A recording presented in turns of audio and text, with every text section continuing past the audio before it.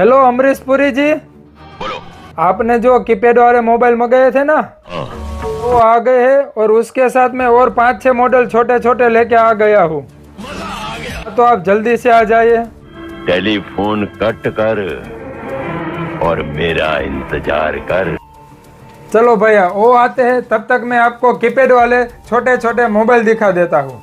देखो भैया, सबसे कम साइज में छोटे मोबाइल कीपैड वाले में लेके आ गया हूँ। उंगली के नाप का ये मोबाइल है। इसमें 2 सिम कार्ड लग जाएगा, एक मेमोरी कार्ड लगेगा। अगर उससे थोड़ा बड़ा चाहिए तो हथेली के नाप का आपके पास मोबाइल है, कीपैड वाले मोबाइल लेके आ गया हूँ। उससे थोड़ा बड़ा चाहिए तो ऐसा टच कीपैड वाले आ जाएंगे मोबाइल। इसमें भी 2 सिम लगेगा, कैमरा आ जाएगा, मेमोरी कार्ड लगेगा, गाना सुन सकोगे। उससे पतले में कैचोडा कंपनी के मोबाइल मिल जाएंगे। इसमें डिस्प्ले थोड़ा बड़ा रहेगा, एकदम पतला पीस रहेगा, रोज गोल्ड कलर का है।